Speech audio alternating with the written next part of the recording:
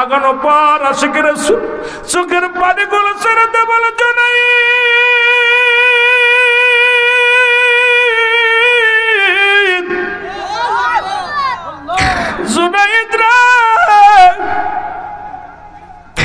আমার সমস্ত দেহের মধ্যে যে শক্তি আছে তোমার এক বাহুর মধ্যে তার বেশি শক্তি রে জুনাইদ।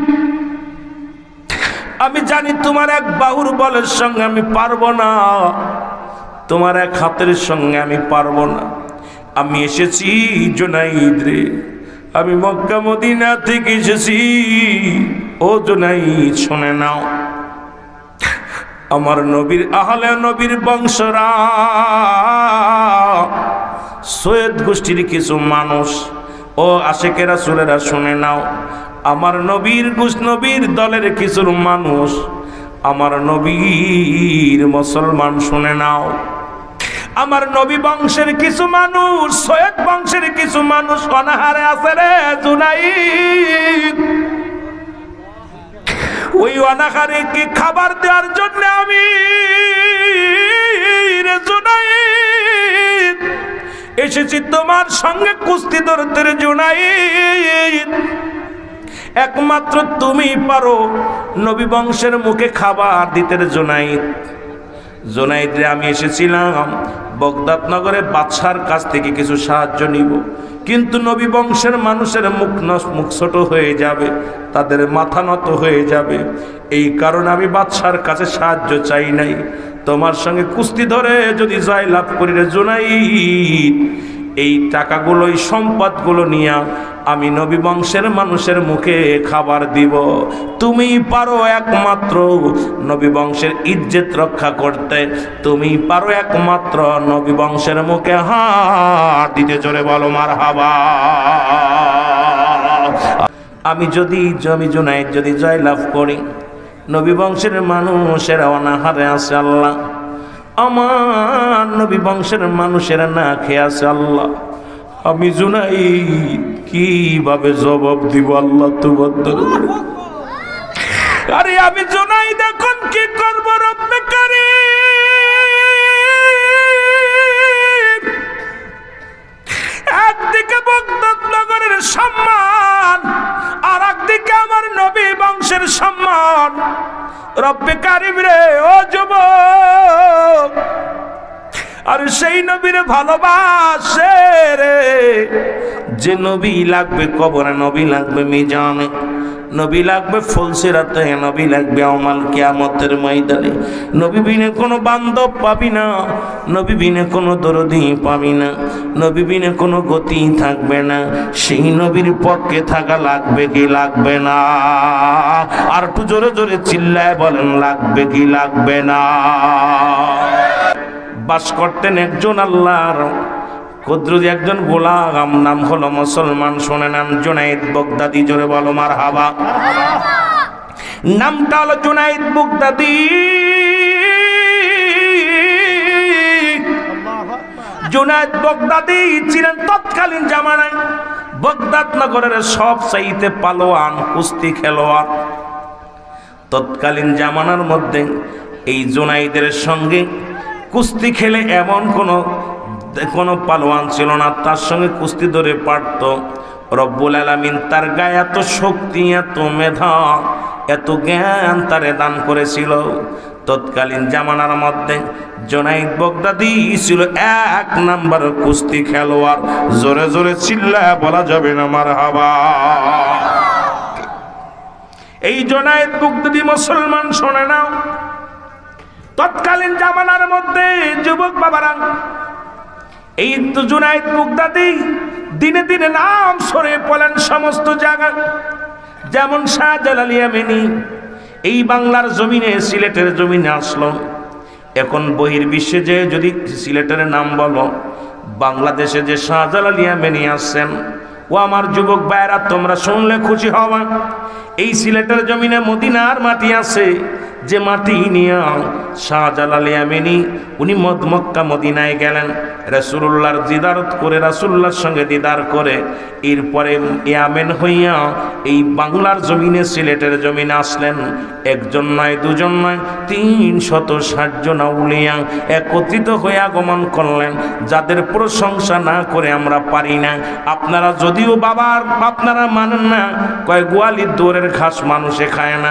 একটা কথা মনে রাখবেন বাবা, সিলেটের শাহজালাল যদি নাই তো এই দাড়ি টুপি আপনার মাথায় থাকতো না। টুপিগুলো কার জন্য ব্যবহার করেন? আজকে দুনিয়ার মধ্যে মুসলমান এই শাহজালাল আগে আসছে, তারপরে আসছে মাদ্রাসা। সেই মাদ্রাসায় লেখাপড়া করে মুসলমান আজকে সেই শাহজালালের বিরোধিতা করেন, শাহপরানের বিরোধিতা করেন, মুসলমান আব্দুল কাদের সাহেবের বিরোধিতা করেন। আসলে আপনাদের কপাল মন্দ, এই জন্য আল্লাহর ওলিদের চেনেন না। ধরে বলেন ঠিক কিনা?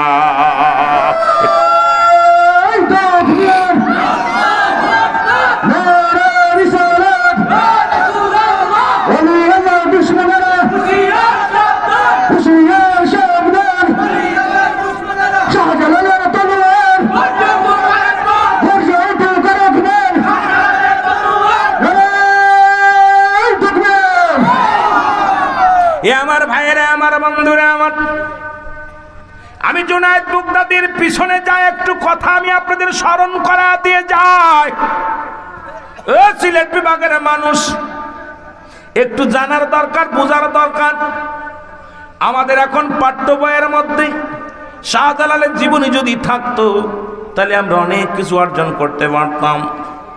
আমরা ছোট্টবেলা রাহমাতুল্লিল আলামিনের বাল্য জীবনের পাঠ্য বইয়ের মধ্যে পড়েছি, হযরত উমরে ফারুকের জীবনী পড়েছি, হযরত আলী রাদিয়াল্লাহু তাআলা জীবনী পড়েছি, হযরত আবু বকর সিদ্দিক রাদিয়াল্লাহু তাআলা জীবনী পড়েছি, আল্লাহর ওলিদের জীবনী পড়েছি। এখন পাঠ্য বইয়ের মধ্যে ঢুকায়া দিছে কেমনে বানর থেকে মানুষ হয়, কেমনে সমগামী করা যায়। তার কারণ আর বুঝতে বাকি নাই, আমাদেরকে গুমরাহি করার জন্য সবচেয়ে বেশি ষড়যন্ত্র হলো শিক্ষাঙ্গনে শুরু করেছে। জোরে বলেন ঠিক কিনা? আর এর মধ্যে একটা কারণ আছে, আগে বুঝতে হবে। ফিরাউন যখন মিশরের প্রধানমন্ত্রী, ফিরাউন যখন মিশরের অধিপতি, ওই মিশরের যিনি প্রধান হয় তাকে ফিরাউন বলা হতো, নাম তার মুসলমান নমরুদ। এই যখন মুসলমান শুনে নাও, উনি যখন ওখানের প্রধানমন্ত্রী, সর্বপ্রথম মুসলমান তার পার্সোনাল উজির ছিল কাবুল। কাবুল বলে, ভাই যদি চিরস্থায়ীভাবে ক্ষমতা ঠেকায় রাখতে হয়, 1 নম্বরে শিক্ষাঙ্গ বন্ধ করতে হবে, মানুষকে আগে মূর্খ বানাইতে হবে। মানুষকে যদি গুমরাহি বানাইতে পারো, মূর্খ বানাইতে পারো, চিরস্থায়ী ক্ষমতা ঠেকায় রাখা যাবে। এই জন্য ক্ষমতা ঠেকানোর জন্য 1 নম্বরেই হলো শিক্ষাঙ্গনটা ধ্বংস করার দরকার। আজকে আমার বাংলাদেশের একই অবস্থা দেখছি বাবা। প্রথম এই দেশে যারা এই ক্ষমতায় আসছে, সর্বপ্রথম শিক্ষাঙ্গনে হাত দিছে, কারণ আমার সন্তানদেরকে মূর্খ বানানোর জন্য, এই সন্তানদেরকে আজকে খারাপ পথে ফিরানোর, খারাপ পথে ঢুকানোর জন্য যেগুলো ষড়যন্ত্র দরকার ছিল সবগুলো তারা করে ফেলেছে। জোরে জোরে চিল্লায় বলা যাবে না ঠিক কিনা? কাবুসকে একদিন ডাক দিয়ে বলে, হুজুর যদি আপনি চিরস্থায়ীভাবে ক্ষমতা ধরে রাখতে হয়, তাহলে আগে স্কুল কলেজের ভিতরে বন্ধ করে দিতে হবে, স্কুল কলেজ চালানো যাবে না। মানুষ যত শিক্ষিত হবে তত আপনার পিছে লাগবে। যদিও বাংলাদেশ শিক্ষা ক্ষেত্রে বড় উন্নতি দেখাইছে, পৃথিবীর ডিজিটাল। আজকে আগের যুগের মানুষ 8 পাস, আর আমাদের এখন মাস্টার্স কমপ্লিট। যেরকম ঠিক কিনা? আগের যুগের 5 পাস, যারা আমার মুরব্বী বাবারা আছে যারা 5 পাস করছে, তাদের কাছে আমরা কিচ্ছু না। যেটা বলেন ঠিক কিনা? আবার এখনকার প্রজন্ম ছেলেরা বলতে পারে, হুজুর আপনি রং করছেন না, আপনার বাবা যেটুকু লেখাপড়া করছে, আপনার বাবার কাছে বসলে দেখবেন আপনার বাবার জ্ঞানের কাছে আপনার কোনো জ্ঞান নেই, আপনার জ্ঞান অযথা। কারণ হলো আমাদের মাথার ভিতরে এমন কিছু ঢুকায়া দিছে, শুধু এর মধ্যে খালি শরীর প্রতি আকর্ষণ, দেশের প্রতি, আপনার মধ্যে সম্পদের প্রতি আকর্ষণ, মানুষ কেমন নোংরা হয়, এগুলো ঢুকায় দিছে আমাদের মাথার ভিতরে। জোরে বলেন ঠিক কিনা? এ আমার ভাইয়েরা, আমার বন্ধুরা, আমার যে কথা বলতেছিলাম, আজকে যারা শাহজালালের দিকে নজর দেন, আব্দুল কাদেরের দিকে নজর দেন। তাদের জন্য একটা কথা আমি বলে যাই, শুনে নেন। এই শাহজালাল ইয়ামানি যখন এই সিলেটের জমিনে আসলো, গৌরগোবিন্দ ঘোষণা করে দিল, যুবকরা শুনে নাও, তোমাদের জানার দরকার, বাচ্চারা জানার দরকার, কারণ তোমাদের তো এখন পাঠ্য বইয়ে পাবা না, আর তোমাদের সেই সময় নাই যে একজন ওলি আল্লাহদের জীবনী পড়বা। এখন তোমরা শুধু ফেসবুক নিয়ে ব্যস্ত, কার্টুন নিয়ে ব্যস্ত, টিকটক নিয়ে ব্যস্ত। আমি অনুরোধ করব, বাবারে একটা ওলির জীবনী পড়, দেখবি তোর জীবনটা পরিবর্তন হয়ে যাবে। এই আব্দুল কাদেরের যদি জীবনীটা পড়ো, একজন মুরব্বীর কাছে বসে শোনো, দেখবা তোমার পরিবর্তন হওয়ার জন্যে ওনার আদর্শ, ওনার মতই যথেষ্ট হয়ে যাবে। জোরে বলেন ঠিক কিনা? কিন্তু এগুলো ভাববে কে? আসে খালি দেখেন কোনভাবে ফ্রি গেম বাইরে করা যায়। আস্তে ছোট্ট বালকেরা দিলের কান্ডা লাগায় শোনো, গৌরগোবিন্দ ঘোষণা করে দিল, সিলেটের জমিনে কোনো দাড়িওয়ালা ঢুকবে না, কোনো টুপিওয়ালা ঢুকবে না। ভালো করে শুনো, যারা টুপি মাথায় দিছো, দাঁড়িয়ে আছে তাদের, এই যে দাড়ি মুবারক আর টুপি, সিলেটবাসী বলে যায় তোমাদেরকে, তোমাদের চোখ বন্ধ করে রাখছে, আমরা হায়রি বক্তাইয়া সেই ওলি আল্লাহদের বিরোধিতা করে কথা বলে চলে যাও। সাহস কত বড়! সে যত বড় মায়ের পুত্র, সিলেটের জমিনে আসলে গলা নামিয়ে কথা বলতে হবে। এদেশে অসংখ্য আল্লাহর ওলি শুয়ে আছে। জোরে বলেন ঠিক কিনা? এই শাহজালাল যখন ধরবে, শাহপরান ধরবে, আব্দুল কাদের সাহেব যখন ধরবে, ছাড় পাবি না। একটু বুঝতে হবে। শাহজালাল ইয়ামানি যখন 360 জন আউলিয়া নিয়ে আসলেন, গৌরগোবিন্দ ঘোষণা করে দিল, নৌপথ বন্ধ, বিমান পথ বন্ধ, সব রাস্তাঘাট বন্ধ করে দিল। আল্লাহু আকবার বলেন আরো জোরে। সব যখন বন্ধ করে দিল, আমার যুবক বাবারা শুনে নাও, শাহজালাল ইয়ামানি জমিনের মধ্যে আগমন করলেন। নৌকালা মাঝিবন বাড়ি যে ঘুমাইলেন, সমস্ত গাড়ির ড্রাইভাররা গাড়ি বন্ধ করে দিলেন। নৌপথ বন্ধ, বিমান পথ বন্ধ, আকাশ পথ বন্ধ। আল্লাহ রাব্বুল আলামিন ইয়ামেন থেকে 360 জন আউলিয়া নিয়ে পাঠাইলেন কোথায়? ও মুসলমান, কাশ্মীর ঘুরাইয়া ভারতবর্ষের মধ্যে দিয়া এই সিলেটের জমি, যেখানে ছিল বিশাল পাহাড়, যেখানে ছিল বিশাল বন জঙ্গল, যেখানে ছিল মুসলমান বড় বড় বাঘ ভাল্লুক, ভয়ঙ্কর অবস্থা, সেখানে আল্লাহ রাব্বুল আলামিন আল্লাহর ওলিকে আনলেন। কেমন ভাবে? একটু বোঝার দরকার, জ্ঞান খাটায়া শোনেন বাবা, একটু ব্রেন দিয়া শোনেন, দিলের কান্ডা দিয়া শোনেন, কাজে লাগবে যুবক বাবারা। শোনো, শাহজালাল ইয়ামানি এসে যখন সুরমা নদীর কিনারায় বসলেন, যখন কিনারায় দেখে নৌকা নাই, এপারে বয়ে আসে, নৌকা নাই, যাবে কেমনে, পার হবে কেমনে? রব্বে কারিম ওলিদের কাছে আসে এলহাম, নবীদের কাছে আসে ওহী। এলহামের মাধ্যমে শাহজালাল ইয়ামানি 2 রাকাত নামাজ আদায় করলেন। নামাজ আদায় করিয়া নিজের যাই নামাজ মুবারক এই জমিনের মধ্যে ফেলাইয়া দিলেন, পানির ভিতরে, সুরমা নদীর ভিতরে ফেলাইয়া, একজন নয়, দুজন নয়, 360 জন আউলিয়া পার হলেন সুরমা নদী যাই নামাজে পার করে। জোরে বলেন মারহাবা। যেখানে জাহাজ ডুবে যায়, বড় বড় স্টিমার ডুবে যায়, কিছুদিন আগে দৌলতিয়া ঘাটে ফেরি পর্যন্ত ডুবা গেছে, আর আল্লাহর ওলি শাহজালাল ইয়ামানির জায়নামাজে ভর করে 360 জন আউলিয়া পার হয়েছে। জোরে বলা যাবে না মারহাবা? একটু আস্তে কইবেন না জোরে কইবেন? আমি বলতেছি না আপনারা তারে মানেন, তবে তাদের বিরোধিতা করবেন না। এই জন্য দোহাই দিয়ে যে আপনাদেরকে, যে বাবা আপনাকে জন্ম দিল, যে মা আপনাকে গর্বে রাখলো, সেই মা বাবার সঙ্গে দুশ্মনী করেন না। আজকে সিলেটের জমিনে যারা ইসলাম চিনলেন, ইসলাম বুঝলেন, সেই আল্লাহর ওলিদের অবদান অস্বীকার না করলেও তবে তাদের বিরোধিতা কেউ করেন না। জোরে বলেন ঠিক কিনা? ও যুবক, দিলের কান্ডা লাগা শোনো, ইতিহাস থেকে শিক্ষা নাও। আপনারা জানেন গৌরগোবিন্দ শুধু কেমন একটা নিষ্ঠুর পাষাণ্ড লোক ছিল, যেখানে আজান হতো না সিলেটের জমিনে, দাড়িওয়ালা টুপিওয়ালা দেখলেই জবাই করা হতো, তাদের হত্যা করা হতো। সেই জমিনে আজকে অসংখ্য মুসলমান। শুধু তাই নয়, বুরহানুদ্দিন নাম শুনেছেন, তার কলিজার একটা সন্তান হলো, ছেলে সন্তান হলো, আকিকা করলেন, সুন্নাতে আকিকা, সুন্নাতে রাসূল। সন্তান ভূমিষ্ঠ হওয়ার পর এই সন্তানের জন্য আকিকা করলেন। আকিকা করলেন গরু কুরবানি করে। এর সিলেটবাসী শোনো, আজকেও তোমরা গরুর গোশত দিয়ে খানা খাওয়াইছো, আজকে গরুর কথা শোনো, একটু শুনলে সবচেয়ে বেশি খুশি হবা। এইবার বুরহানুদ্দিন যখন তার ছেলের জন্য আকিকা করলেন, আকিকা করে গরুর চামড়া, গরুর শিং, গরুর নাড়ি ভুড়ি সব পুঁতে রাখলেন মাটির নিচে।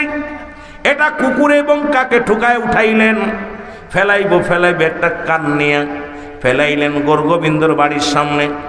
আর গর্গবিন্দ যখন দেখলো, মুসলমান শুনে নাও, এই গরু আমাদের মাকে জবাই করছে কে রে? এরে মুসলমান শুনে নাও, আজকে যতই বলো মুসলমানদের কোনোদিন অমুসলিমেরা বন্ধু হয় নাই। অমুসলিমেরা দিনে দিনে ওই অতীত থেকে, রাসূলের জামানা থেকে শুরু করে, ওই আদম থেকে শুরু করে যত মুসলিম আসছে প্রত্যেকেই মুসলমানকে কখনো বন্ধু ভাবতে পারে নাই। রাসূলের কদমে যেও সালাম দিত, আসসালামু আলাইকা, আপনার মৃত্যু হোক। নবীরে বিরোধিতা করতেন, নবীর অন্যান্য মানুষ মনে করতো নবীরে সালাম দেয় না রে বাজান না। শুনে নাও, শুনে নাও, আজকে তাদের মন্দির পাহারা দাও আর আল্লাহর ওলিদের মাজার ভাঙ্গ, সবচেয়ে কষ্ট বুকের ভিতরে লাগে, জোরে বলেন ঠিক কিনা? যুবকেরা, কোথায় আজকে শাহপরানের মাজারের দিকে নজর দিস, আব্দুল কাদেরের মাজারের দিকে নজর দিস, তোদের কলিজা কত বড়। কিন্তু যারা তোদেরকে চিরশত্রু, তাদের মন্দির পাহারা দিস। যুবক, তেলের কান্ডা লাগা, শুনে নাও। আমার বাবারা বুরহানুদ্দিনের ছেলেটার জন্য আকিকা করলেন।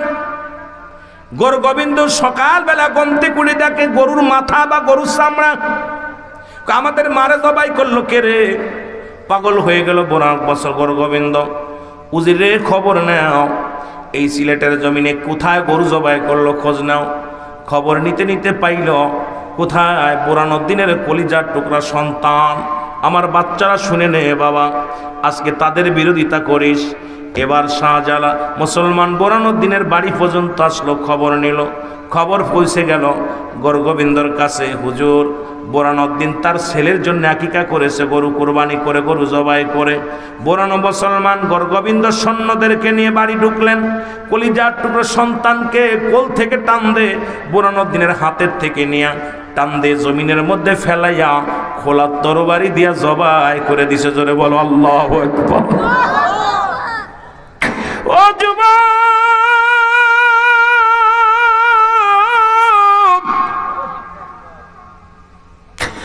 বড্ড কষ্ট লাগে রে, বড্ড মায়া লাগে। আর কলিজার টুকরো বাবার কাঁধে সন্তানের লাশ। আরে আপনার সামনে যদি আপনার ছেলেকে কেউ জবাই করে, কেমনে মেনে নিবেন গো? বুরহানুদ্দিন সেদিন চোখের পানি ছেড়ে কেঁদেছিল আর বলেছিল, আল্লাহ আমি তোমার কাছে দরখাস্ত করে যাই, এই সিলেটের জমিনে যেন আমার ছেলের রক্ত যেমনি পড়ে লাল হয়ে গেছে জমিনটারে আল্লাহ, এমনি যেন একদিন মুসলমান যেন গরু জবাই করে এই জমিনটা লাল করতে পারে। জোরে বলেন মারহাবা।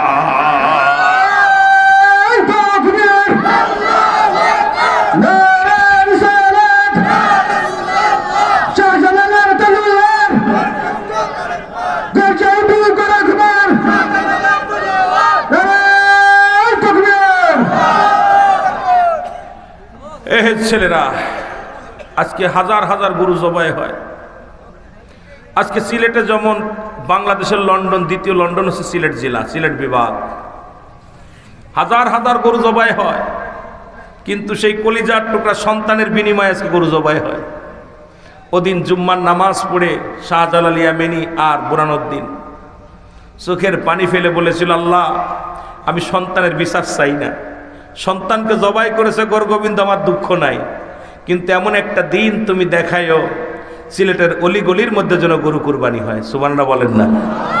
আজকে সেই গরুর গোশত দিয়ে গোশত খায়া, আজকে সেই গোশত খাইতেছস, আর আল্লাহর ওলিদের মাজারে যে আক্রমণ করতেছিস, তোদের কি কলিজার মধ্যে? এই জন্য জীবনী পড়তে বলি, একটু জীবনী পড়তে বলি তোদেরকে।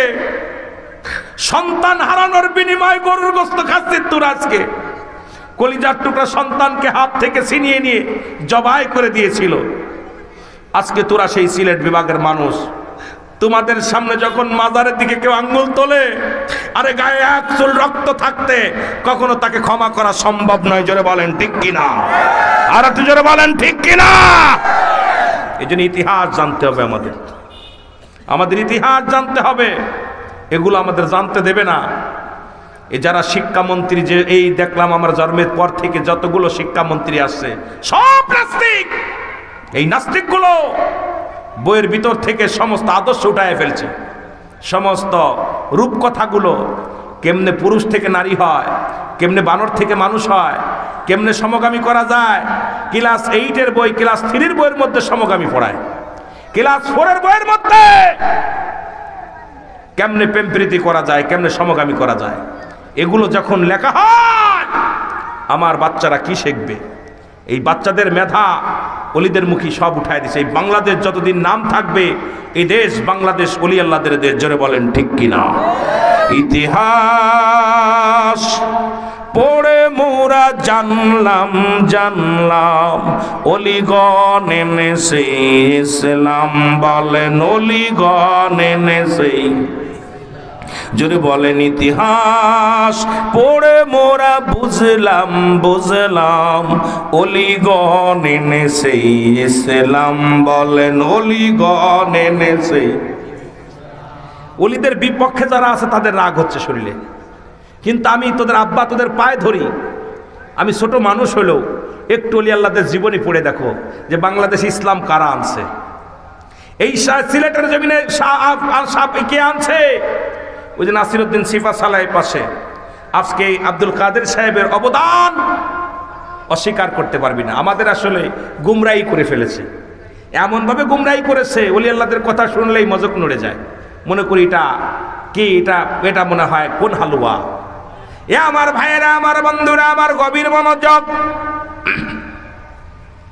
ওই যে গভীর মনোযোগ। আল্লাহ রাব্বুল আমিন, এ মুসলমান দিলের কান্ডা লাগা শোনো।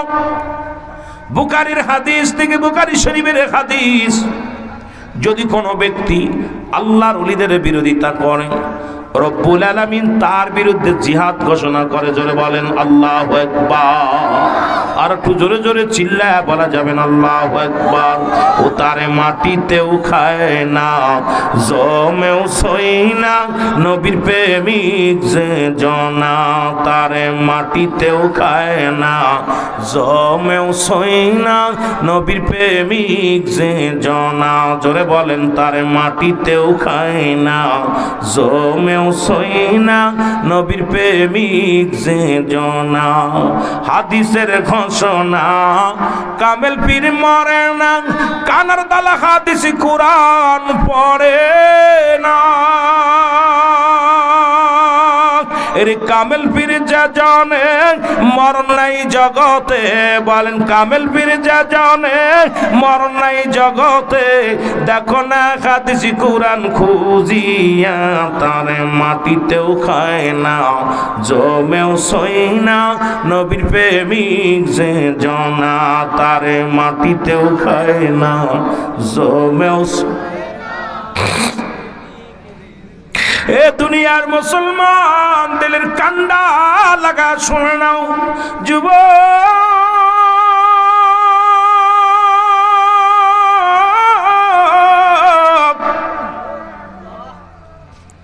মুসলমান শুনে নাও। বাগদাদ নগরের বলতেছিলাম, এ যুবক জুনাইদ বাগদাদি, জোরে বলো মারহাবা। উনি একবার যুদ্ধের সমস্ত রাজ্যের প্রধান, যিনি ছিলেন তৎকালীন জামানায়, যিনি প্রধানমন্ত্রী, জুনাইদ বাগদাদিকে বললেন, বাবারে আজ থেকে তোমাকে আমি রাজ দরবারে চাকরি দিলাম, এখান থেকে যুদ্ধ করো, এখান থেকে তুমি কুস্তি খেলবা, রাজ দরবার থেকে তোমার সব খরচপাতি গ্রহণ করা হবে, কোষাগার থেকে সব দেয়া হবে। বাবারে আজ থেকে নাম থাকবে তোমার নাম কুস্তিবীর জুনায়েদ বাগদাদি, জোরে বলো আল্লাহু আকবার। হঠাৎ কিছুদিন পরে, কিছুদিন যেতে না যেতে একজন আশিকে রাসূল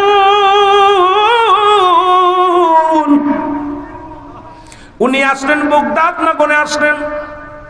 এসে রাজার দরবারে শুনতে পাইলেন এখানে কুস্তিবীর জুনায়েদ আছে, তাকে কেউ যদি ঠগাইতে পারে, যদি কেউ তারে পরাজয় করাতে পারে, মোটা অঙ্কের প্রাইজ তাকে দেয়া হবে। উনি দেখে চিন্তা করলেন, আরে আমি যাব কুস্তি ধরব, জুনায়েদ বাগদাদির সঙ্গে কুস্তি ধরব। এই কথা শুনিয়ে রাজ দরবারে চলে আসলেন। এসে রাজার দরবারে দরখাস্ত করলেন, হুজুর আমি আপনার বীর কুস্তিবীর জুনায়েদের সঙ্গে কুস্তি লড়তে চাই।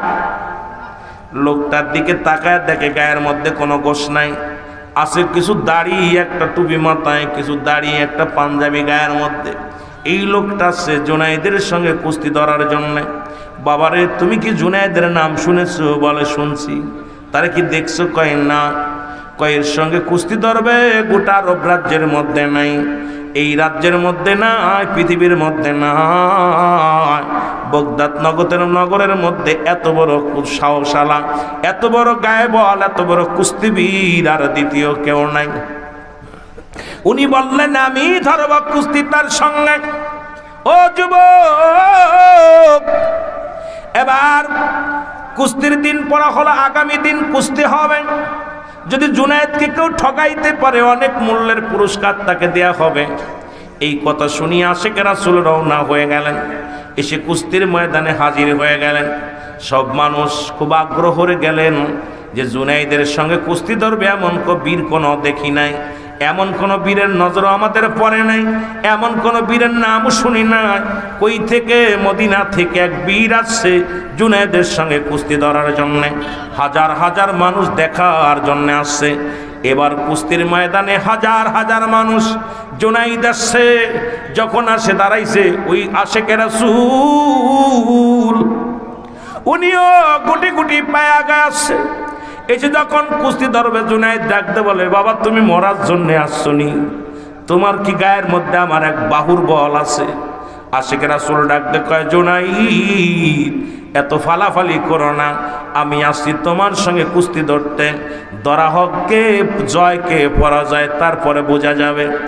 জুনায়েদ একটু বসে দাঁড়াই রইলেন পাশে। মুসলমান নেফরি আসলেন, যিনি নেফারি আসলেন, দাঁড়াইলেন মাঠের মধ্যে। জুনায়েদ ডাকতে জুনায়েদকে আশিকে রাসূল ডাকতে কয়, জুনায়েদ রে আমি জানি আপনার সঙ্গে আমি কিছু কানে কানে কথা বলতে চাই। জুনায়েদ বলে, কি বলতে চাও? বলে সবার সামনে বলা যাবে না, আপনার কানে কানে বলবো। এবার আশিকে রাসূল কান্ডা গায়ে দিছে। আগানো পর আশিকে রাসূল চোখের পানিগুলো ছেড়ে দে, বলে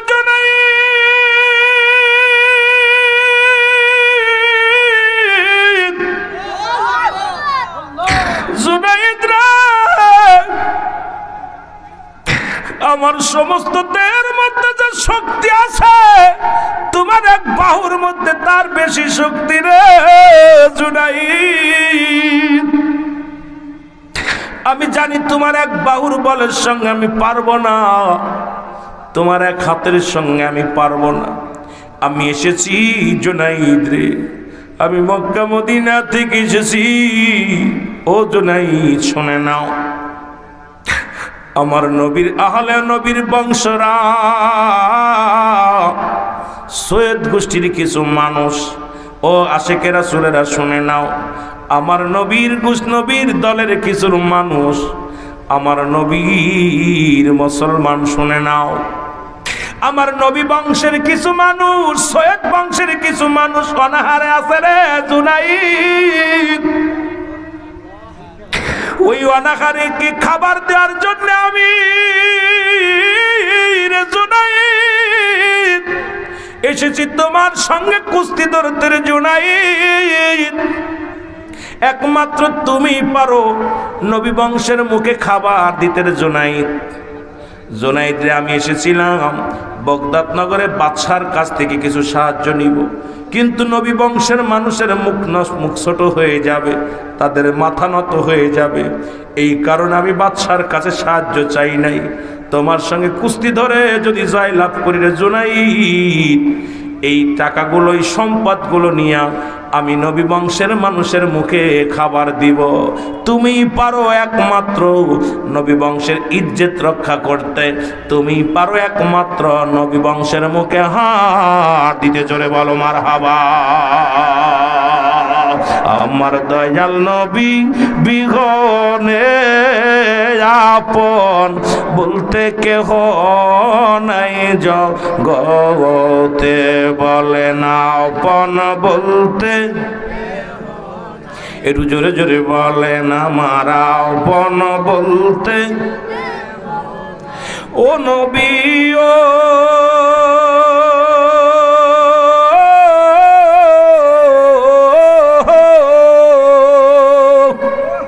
এর মদিনাতে আসেন গো আপনি আমায় এতিম বানায়া, এই আশেকে কান্দে গো নবী এই মাহফিলে বসিয়া।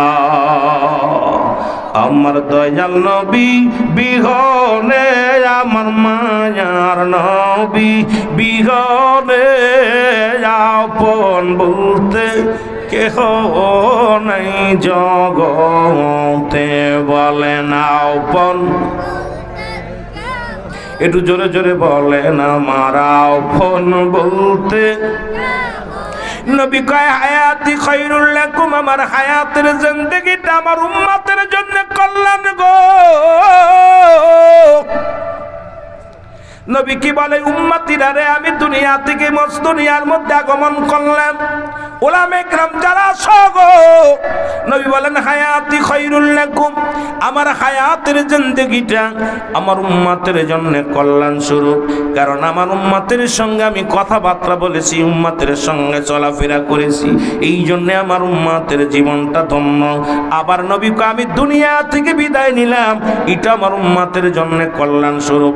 আমার নবী বলতেছেন মুসলমান ওফাতি খায়রুল লাকুম, আমার ওফাতটা আমার উম্মতের জন্য কল্যাণ স্বরূপ। কারণ পৃথিবীর মধ্য থেকে কোন উম্মত যদি গুনাহ ভালো কর্ম করে, আমি রব্বি কারীমের দরবারে প্রশংসা করি আমার উম্মতের হইয়া। আবার যদি কোনো ব্যক্তি গুনাহের কাজ করে, সঙ্গে সঙ্গে আমি নবী আল্লাহর দরবারে ইস্তেগফার করি উম্মতের জন্য। ভুল করে ছেলে মাফসায় বাবায়, ভুল করে গ্রামের ছেলে মাফসায় চেয়ারম্যান মেম্বার যাইয়া, এমন নবীর উম্মত হইলাম, অন্যায় করি আমি ক্ষমা চাই আমার নবী। এই নবীর পক্ষে থাকা লাগবে কি লাগবে না? আমার আপন বলতে কেহ নাই জগতে, বলে না আপন বলতে। ওরে বেবে দেখি আমি সবই মিশে, বেবে দেখি আমি অগমিছে মায়ার সংসারে, আপন বলতে কেহ নাই জগতে, বলে না আপন বলতে কেহ নাই জগতে। আমার দয়াল নবী বিহনে আমার মায়ার নবী নে আপন বলতে কেহ নাই জগতে, বলে না আপন। ও নবী ও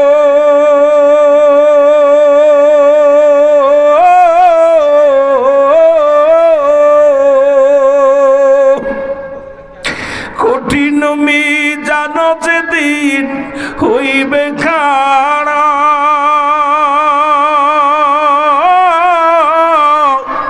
উম্মতের কান্ডারি গো নবী জানি গো আমরা, আপনি উম্মতের কান্ডারি গো নবী জানি গো আমরা আমার দয়াল নবী বিগনে আমার মায়ার নবী বিগনে আপন বলতে কেহ নাই জগতে বলে না আপন বলতে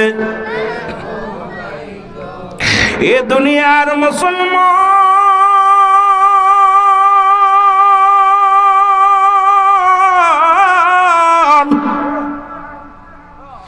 জুনাইদ যখন আওলাদে রাসূলের কথা শুনছে রে, যখন নবী বংশের কথা জুনাইদের কানে লাগছে, জুনাইদ চোখের পানিগুলো টাচ করে জমিনের মধ্যে ছেড়ে দিছে।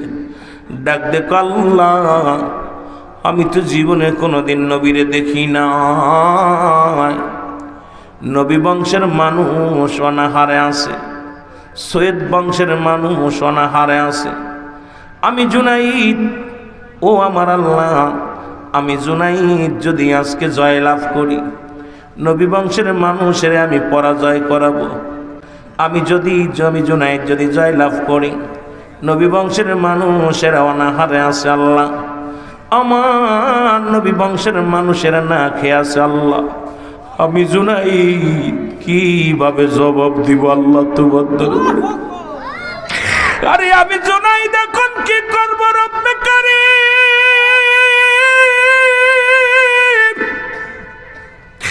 একদিকে বাগদাদ নগরের সম্মান, আর একদিকে আমার নবী বংশের সম্মান। রব্বে কারীম রে, ও যুবক, আর সেই নবীর ভালোবাসে রে, যে নবী লাগবে কবরে, নবী লাগবে মিজানে, নবী লাগবে ফুলসিরাতে, নবী লাগবে আমাল কিয়ামতের ময়দানে। নবী বিনে কোনো বান্ধব পাবি না, নবী বিনে কোনো দরদি পাবি না, নবী বিনে কোনো গতি থাকবে না। সেই নবীর পক্ষে থাকা লাগবে কি লাগবে না? আর একটু জোরে জোরে চিল্লায় বলেন, লাগবে কি লাগবে না?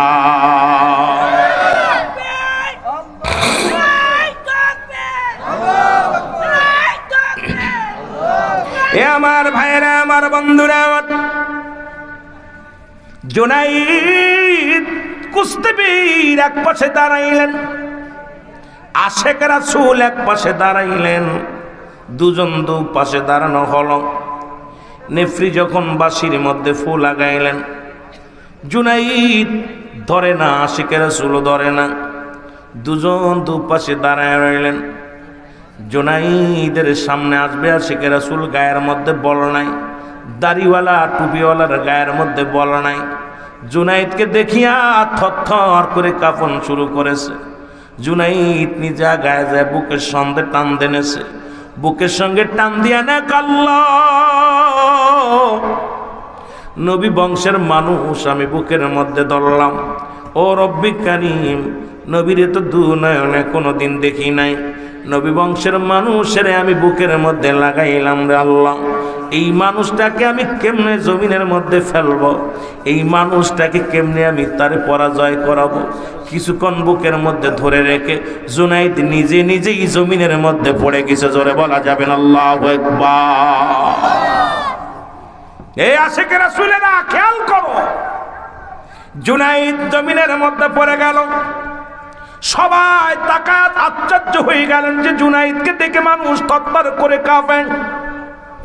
যে জুনাইদের সঙ্গে কুস্তি ধরার জন্য কোনো ব্যক্তি সাহস পায় না, এই লোকটা মাটির মধ্যে পড়ে গেলেন।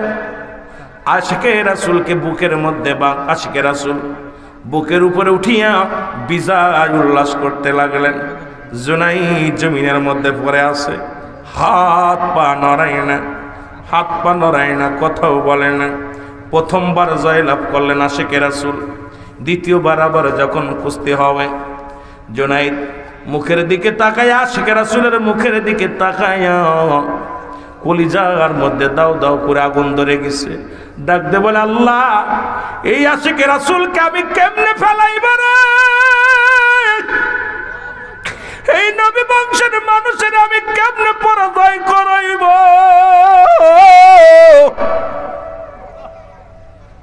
আমি জুনাইদ একদিকে বগদাদ নগরের ইজ্জত, এদিকে আমার মায়া আর নবীর ইজ্জতের চাদর ধরে আমি জুনাইদকে এমনি টান দিব রে আল্লাহ। দ্বিতীয়বার আবার জুনাইদ, এ মুসলমান কুস্তিবীর জুনাইদ আশিকে রাসূলের বুকের মধ্যে নিলেন, কিছুক্ষণ ধরে রাখলেন। আশিকে রাসূল বলে, জুনাইদ রে, তোমার কি মনে আছে নবী বংশের মানুষ অনাহারে? জুনাইদ রে,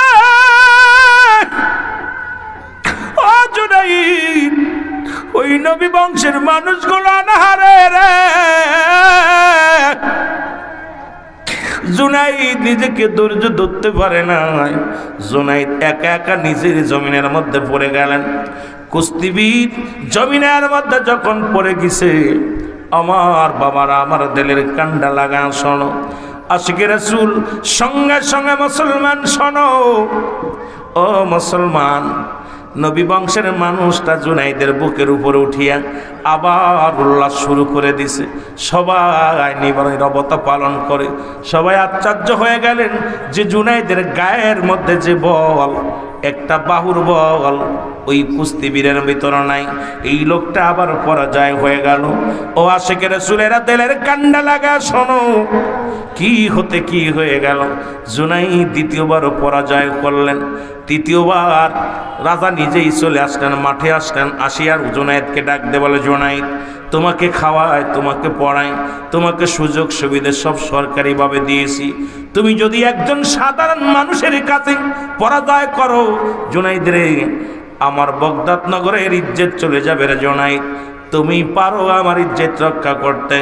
জুনাইদ একবার তাকায় মুসলমান বগদাদ নগরের প্রধানের দিকে, আবার তাকায় আওলাদে রাসূলের মুখের দিকে। এ আল্লাহ রব্বি কারীম,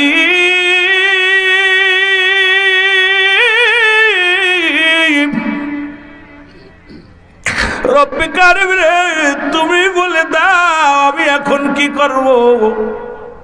রব্বি কারীম, যিনি দেশের প্রধান তিনি তো এই ময়দানে হাজির।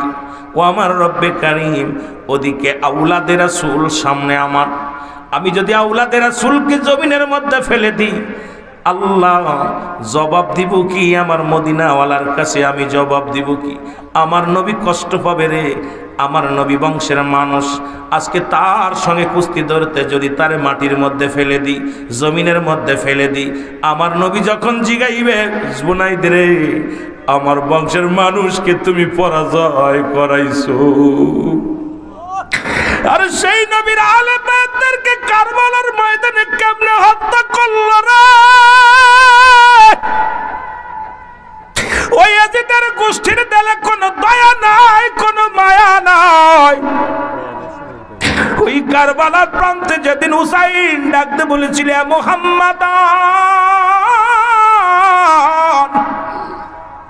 ইয়া মুহাম্মাদান, আজকে মনে পড়ে যায় কথাগুলো বলতে গেলে। নিষ্ঠুর শ্যামরের দিলে কোনো মায়া ছিল না রে মুসলমান।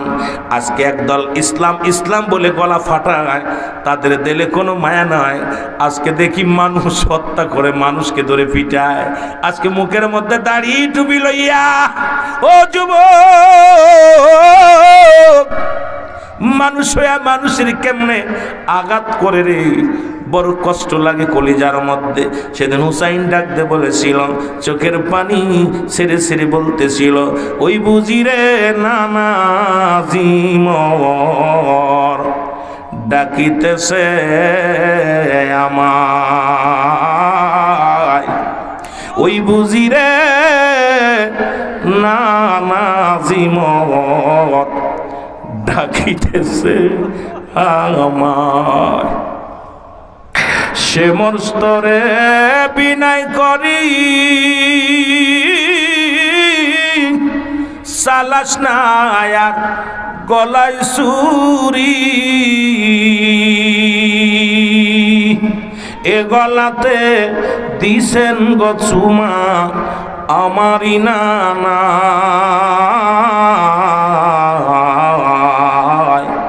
ওই বুঝি রে নানাজি মোর ডাকিতেছে আমায়, ওই বুঝিরে নানাজিমর ডাকিতেছে আমার। মনে পড়ে গেল হঠাৎ করে কারবালার কথাটা। ওদিন হুসাইন বলেছিল, নিষ্ঠুর শ্যামর আমি তোরে চিনতে পেরেছি। এরা আমার নানাজি স্বপ্নের মধ্যে বলেছিল, ওই মদিনার কালো ডোরা কাটা কুকুর তোমার পায়ের মধ্যে কামড় লাগাইছে। এরা আমি তোরে চিনতে পেরেছি, তোর দিলে কোনো মায়া নাই, তোর দিলে কোনো দয়া নাই, তুই আমাকে মেরে ফেলবি। আমার নানাজি বলেছে, কালো ডোরা কাটা কুকুর তোমার পায়ের মধ্যে কামড় লাগাইছে। শ্যামল, যতই তোর নুনাই বিনাই করি, তুই আমারে মার বাঁচতে বাঁচা রাখবি না, কারণ আমি নবী দলের নবী নবী গোষ্ঠীর মানুষ, আমি নবীর আউলাদ, মুসলমান নবী বংশের মানুষ, আমাকে তুই মেরে ফেলবি রে শ্যামল, কারণ তোর দিলের মধ্যে কোনো দয়া নাই মায়া নাই। আজু আহলে সুন্নাতুল জামাত, আমি বলে যাই, জোর গলায় বলে যায়, আহলে সুন্নাতুল জামাতের কোনো আশিক কোনো গাড়িতে বোমা মারে না, আহলে সুন্নাতুল জামাতের কোনো সদস্য কারোর গাড়িতে আগুন দেয় না, কারোর বাড়িতে আগুন দেয় না। আহলে সুন্নাতুল জামাতের ভাইয়েরা দর্শন করে না, আহলে সুন্নাতুল জামাতের ভাইয়েরা হট্টগোল মানে না, পৃথিবীর মধ্যে কোনো জ্বালাও পোড়াও করে না, কারণ একমাত্র শান্তিপ্রিয় দল যদি থাকে পৃথিবীর মধ্যে, সেটা হলো একমাত্র আহলে সুন্নাতুল জামাত, সুন্নি জামাত। জোরে জোরে চিল্লায় বলেন ঠিক কিনা?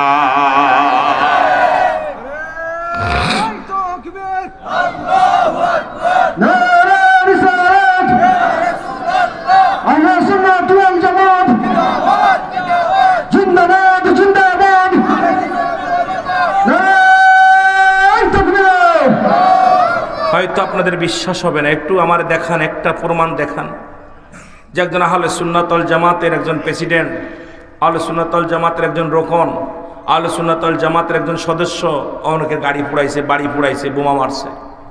কারণ আমরা এটা বিশ্বাস করি, নবীর প্রেমিকেরা, আমাদের একটাই দোষ, আমরা নবীরে ভালোবাসি, আমাদের একটাই দোষ, আমরা মিলাদ কিয়াম করি, আমাদের একটাই দোষ, নবীর জন্য আমরা জীবন দিতে রাজি, আমাদের একটাই দোষ, রাসূলের আহলে বাইতদেরকে ভালোবাসি। এটা যদি তোমাদের কাছে অপরাধ হয়, জীবন দিয়া দিব, তবু রাসূলকে ছাড়তে পারবো না। জোরে বলেন ঠিক কিনা? আরো জোরে বলেন ঠিক কিনা?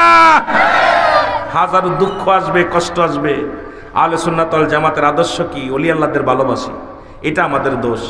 আমরা মাজার পূজা করি না, মাজার জিয়ারত করি।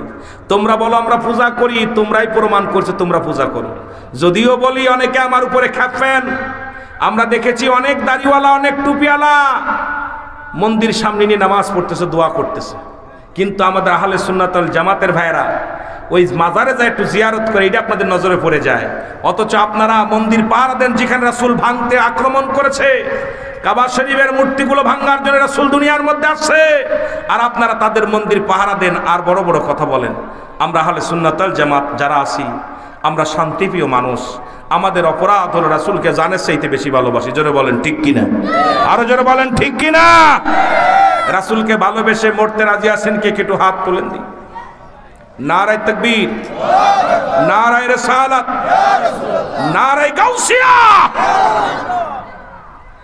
আমি হাত উঠাইলাম এই জন্যে, নবীর জন্য যদি জীবন দিতে পারি জীবনটা সার্থক, রাসূলুল্লাহর ভালোবাসায় যদি জীবন দিতে পারি জীবনটা সার্থক। জোরে বলেন ঠিক কিনা? নাচিল আকাশ, নাচিল বাতাস, নাচিল কোন সৃষ্টিময়,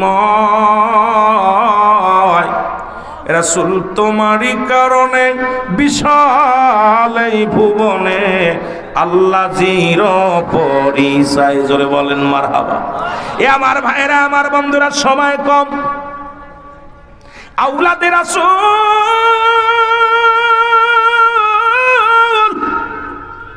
ও যুবক দিলের কান্ডা লাগে শোনো, তৃতীয়বার পরাজয় করলেন, জুনাইদ জমিনের মধ্যে পড়ে গেলেন। জোরে বলেন আল্লাহু আকবার।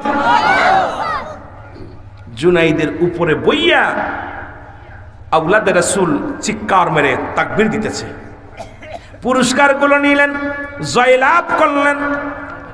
জুনাইদ এক কন্যারে দাঁড়ায় রয়েছেন, বগদাদ নগরের প্রধানমন্ত্রী। খেয়াল করেন বাবা, ডাক দে বলে, জুনাইদ তুমি আমার নাক কানে চুন কাটে দিছো, আমার আজকে কলঙ্কর গলা মালায় দিলাম, তোমারে খাওয়ায় মানুষ করলাম, পড়ায় মানুষ করলাম, আজকে সাধারণ একজন জনগণের কাছে তুমি পরাজয় হলে। জুনাইদ ডাক দে বলে, প্রধানমন্ত্রী শোনেন, আপনার নজরে আপনি সামান্য মানুষ দেখেন, উনি সাধারণ কোনো মানুষ নয়, এমন একজন মানুষ, উনি হলো নবী বংশের মানুষ। আরে আমি জুনাইদ, এই দুনিয়ার মধ্যে নবী বংশের মানুষ আমি কেমনে জমিনের মধ্যে ফেলবো রে?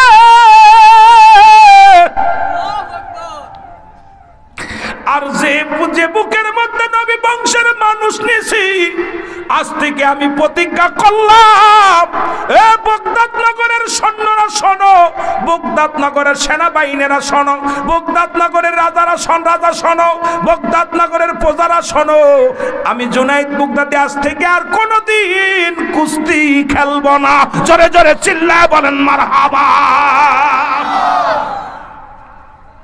চিৎকার মেরে বলে, যে বুকের মধ্যে আমি আওলাদে রাসূল নিছি, আর নবীর প্রেমের, নবীর আহলে বায়াতদেরকে ভালোবাসার কথা বলেন, আমি জুনাইদ জীবনে আর কোনোদিন কুস্তি ধরবো না। তওবা করে চলে গেলেন, বাকে হুজুর আপনার চাকরি আমি করব না, আমি জুনাইদ আর পৃথিবীর মধ্যে কোনোদিন আর কারোর সঙ্গে কুস্তি ধরবো না, প্রতিজ্ঞা করে চলে গেলেন।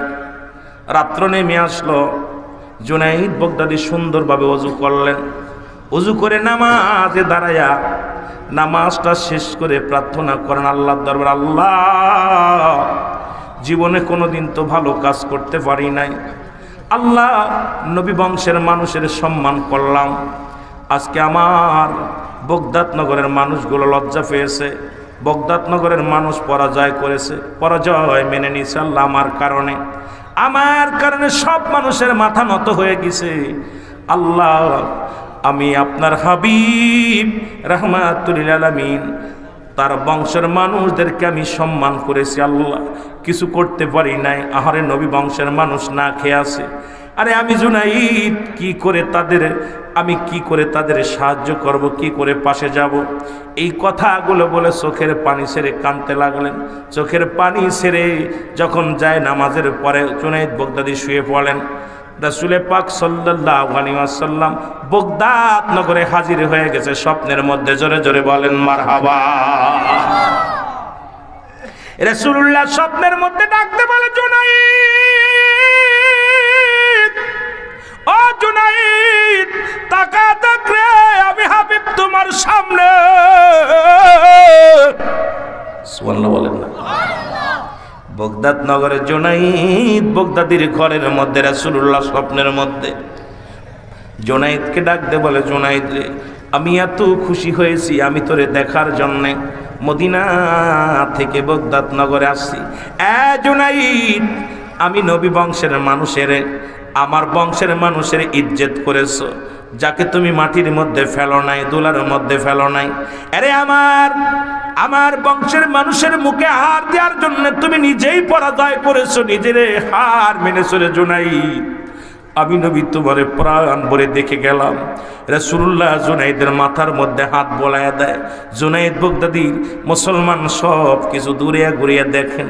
নবীজি স্বপ্নের মধ্যে জুনাইদ ডাকতে বলে, ইয়া রাসূলুল্লাহ, ইয়া হাবিবাল্লাহ, আমার জীবন ধন্য, আপনার দিদার পেয়ে গেলাম, স্বপ্নের মধ্যে আপনার দিদার পেয়ে গেলাম। আমার নবীজি যাবার সময় মুসলমান জুনাইদ বগদাদি তাকায় তাকায় দেখতেছে স্বপ্নের মধ্যে।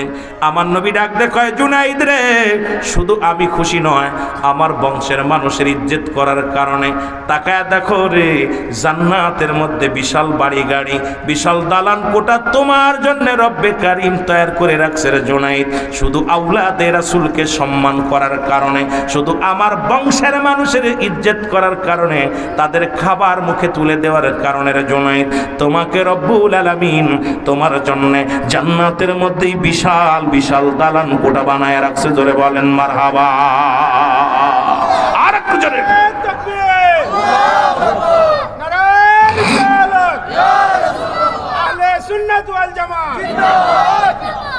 আমার ভাইয়েরা, জুনাইদ বাগদাদি তারপর একদিনও কুস্তি ধরে নাই।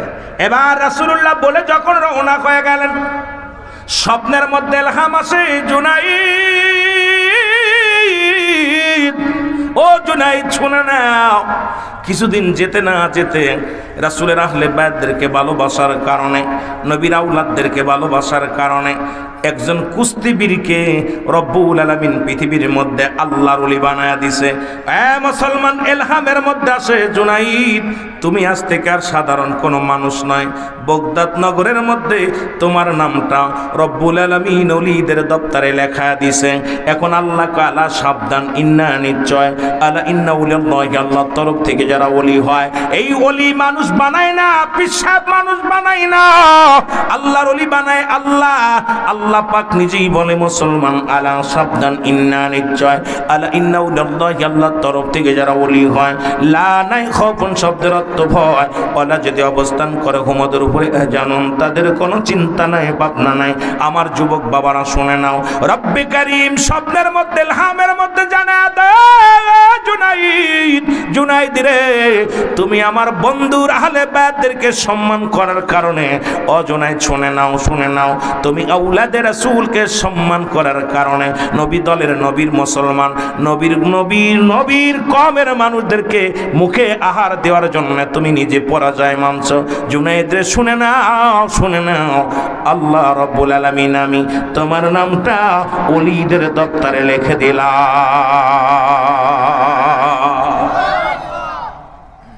এরে আমরা কেন নবীরে ভালোবাসি এরা তোমাদের বুঝাইতে পারি না। রাসূলকে ভালোবাসা এটা কি অপরাধ আমাদের?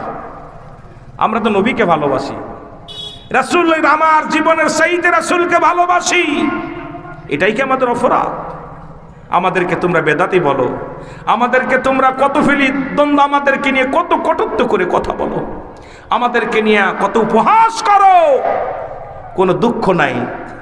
জীবন যদি চলে যায় রাসূলুল্লাহর জন্য যাবে, জীবন যদি থাকে রাসূলের প্রেমের জন্য থাকবে। জোরে বলেন ঠিক কিনা? এই জন্য বললাম, নবী বলেন হায়াতি খায়রুল লাকুম, আমার হায়াতের জিন্দেগিটা আমার উম্মতের জন্য কল্যাণ স্বরূপ।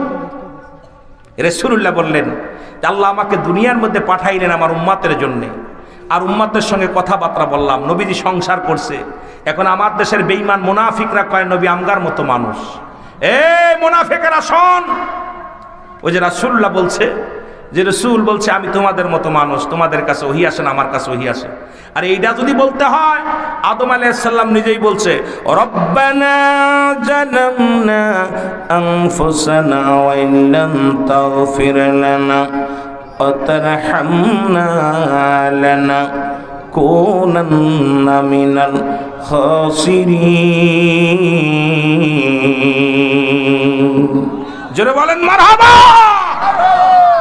আদম বলতেছে, আল্লাহ আমি জালিমদের অন্তর্ভুক্ত হয়ে গেছি, আমারে ক্ষমা করো। আচ্ছা আপনাদের কাছে জানতে চাই, আদম আলাইহিস সালামকে যদি কোনো ব্যক্তি জালিম বলে, তার ঈমান যাবে না থাকবে? আসতে না, জোরে কইতেন, এইরকম আওয়াজ, এর জোরে বলেন না, যাবে না থাকবে? ঈমান তো যাবেই যাবে, এর বউ তালাক হয়ে যাবে। আদম আলাইহিস সালামকে খবরদার কোন ব্যক্তি জালিম বলতে পারবি না, অথচ আদম নিজে বলছে আল্লাহ আমি জালিমদের অন্তর্ভুক্ত হয়ে গেছি। ইউনূস আলাইহিস সালাম বলে, লা ইলাহা ইল্লা আনতা সুবহানাকা ইন্নী কুনতু মিনাজ জালিমিন। ইউনূস আলাইহিস সালামকে আল্লাহ আমিও জালিমদের অন্তর্ভুক্ত হয়ে গেছি। এখন ইউনূস আলাইহিস সালামকে যদি কেউ ব্যক্তি জালিম বলে, তার ঈমান যাবে না থাকবে? এখন রাসূলুল্লাহকে যদি কোনো ব্যক্তি বলে নবী আমগার মতো মানুষ, নবী বলেন হায়াতি খায়রুল লাকুম, আমার হায়াতের জিন্দেগিটা আমার উম্মতের জন্য কল্যাণ স্বরূপ। কারণ উম্মতের সঙ্গে আমি কথাবার্তা বলেছি, উম্মতের সঙ্গে চলাফেরা করেছি, কেমনে সংসার করবা, কেমনে রাষ্ট্র চালাইবা, কেমনে সংসার জীবন করবা, কেমনে মুসলমান সব গুণের গুণান্বিত রাহমাতাল লিল আলামিন। পৃথিবীর সর্বশ্রেষ্ঠ নবী আমার, সব দিক নবী আমার, স্বামী হিসেবে নবী শ্রেষ্ঠ, নেতা হিসেবে নবী শ্রেষ্ঠ, নবী হিসেবে নবী শ্রেষ্ঠ, রাষ্ট্র চালানোর জন্য সব দিক থেকে কোনো দিক নবী 2 নাম্বার নয়, আমার নবী হলো 1 নাম্বার। জোরে জোরে চিল্লায় বলা যাবে না মারহাবা। কোন দিক দিয়ে নবীরে আপনি 2 নম্বরে ফেলবেন? এখন আমার নবী আমাদের সাথে কথাবার্তা বলেছে, এইটা আমাদের চিন্তা যে আমার নবী মনে হয়, আমার রাসূল মনে হয় আমাদের মতো, আমাদের মতো। আমার ভাইয়েরা, আমার বন্ধুরা, আমার আপনাদের কাছে আমার একটাই দাবি থাকবে, রাসূলকে সম্মান করবেন, আমার রাসূলকে ভালোবাসবেন। রাসূলুল্লাহর ভালোবাসা যার অন্তরে যতটুক, তার ঈমান বলতে ততটুক। নবীর প্রেম ভালোবাসা যার অন্তরে নাই, তার ঈমান বলতে কিছু নাই, সরাসর বেঈমান। একটা হলো মানব জীবনের অমূল্য সম্পদের নাম হলো ঈমান, ব্যক্তির জীবনের অমূল্য সম্পদের নাম রুহু। এই বক্তা নিয়ে আয়, কন্যাতে বক্তা নিয়ে আয়। বলতেছিলাম ব্যক্তির জীবনের অমূল্য সম্পদের নাম হলো, অমূল্য সম্পদের নাম হলো মুসলমান, ঈমান। আর ব্যক্তির জীবনের অমূল্য সম্পদের নাম হলো রুহু। রুহুবিহীন যেমন মানুষের কোনো মূল্য নাই। আজকে আমাদের মুসলমান জনাব পীর সাহেব কেবলা, মুসলমান শুনে নাও, শুনে নাও, জনাব হাফেজ হযরত মাওলানা আব্দুল কাদের সাহেব, উনি দুনিয়া থেকে চলে গেছেন। শুধু রুহুটা বিদায় হওয়ার কারণে, বাতাসটা বাইর হওয়ার কারণে ওনাকে মাজারের মধ্যে রাখা হয়েছে। কারণ আপনার আমার জীবনের অমূল্য সম্পদের নাম, ব্যক্তির জীবনের অমূল্য সম্পদের নাম রুহু, আর মানব জীবনের অমূল্য সম্পদের নাম হলো ঈমান। ঈমানবিহীন কোনো আমলের মূল্য নাই, রুহুবিহীন কোনো বডির মূল্য নাই। জোরে বলেন ঠিক কিনা? রুহু যদি না থাকে, অদূত ভাই আছে না? হ্যাঁ, আলহামদুলিল্লাহ। দুঃখিত, আমি মনে হচ্ছে অদূত ভাই আলোচনা করবেন, এই জন্যে আমি আমাদের আলহামদুলিল্লাহ এই হবিগঞ্জের অদূত ভাই না, উনি আসছে, আলহামদুলিল্লাহ, আল্লাহ কবুল করুক। যেহেতু আমি আর আগাবো না, আজগুলো আসলে পরে একটু তাকবীর দিতে হয়, আলেমুল আমাদের একটু সম্মান করবেন, ওলামা ইকরাম যখন আসে তাদেরকে ইজ্জত করবেন। তাহলে একটা হলো ঈমান আর একটা হলো আমল। বুঝেন, অনেক আলোচনা, সুন্দর একটা বিষয়ে চলে গেছি, রাসূলের ইশকের আলোচনায় যা পর। একটা হলো ঈমান আর একটা হলো আমল। আমল হলো নামাজ, রোজা, হজ, যাকাত ইত্যাদি। ঈমান হলো নবী মুহাম্মদুর রাসূলুল্লাহ সাল্লাল্লাহু আলাইহি ওয়াসাল্লাম। জোরে বলেন মারহাবা। কথা বোঝেননি? রুহুবিহীন বডির মূল্য নাই, ঈমানবিহীন আমলের মূল্য নাই। এখন আমাদের দেশে অসংখ্য মানুষের আমল আছে, ঈমান নাই। ঠিক কিনা? ঠিক কিনা? দাড়ির মধ্যে নবী, টুপির মধ্যে নবী, পাগড়ির মধ্যে নবী, যেই নবী দুরূদ পড়ি অমনি ওর মুখ বেজার। জোরে বলেন ঠিক কিনা? এই জন্যে আমল আর হলো ঈমান। নামাজ, রোজা, হজ, যাকাত এগুলো আমল, আর নবী হলো ঈমানদারের ঈমান। আল্লাহ আমাদের বুঝার তৌফিক দান করুক, সকলে বলুন আমিন। আমি আপনাদের থেকে বিদায় নিলাম, দোয়া চাই আপনাদের জন্য। আপনাদের কাছে আমি দোয়া চাই প্রাণ খুলে। সারাদিন জার্নি করে আসার পর